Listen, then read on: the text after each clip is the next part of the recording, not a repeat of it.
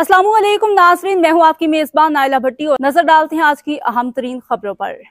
Karachi MD Sindh solid waste management board Tariq Ali Nizamani की सरबराही में हैदराबाद में सफाई सुथराई का काम अंजाम देने वाली निजी कंपनी पाक अल्ताफ ने प्लास्टिक की थैली को रिसाइकिल करके आला मयार के मेन होल कवर बनाने का आगाज कर दिया। गुज़श्ता दिनों हैदराबाद में रिसाइकलिंग प्लांट का इफ्तिताह कर दिया गया, चूँकि कास्ट आयरन गटर के ढक्कन मंशियात के आदि अफराद की सबसे ज़्यादा मतलूब अशिया में से हैं, इसलिए उनकी बार बार चोरी और उसके नतीजे में खुले गटरों में गिरने वाले पैदल चलने वालों का जख्मी होना और मौत एक संगीन शहरी मसला बन गया है। इस मसले को हल करने के लिए और कचरे के मकदार को कम करने और दोबारा इस्तेमाल का काबिल बनाने के लिए ये इकदाम किए गए। इस इकदाम से मेन होल्स के ढक्कन चोरी नहीं होंगे और मेन होल्स खुले नहीं रहेंगे, क्योंकि उनकी कोई रीसेल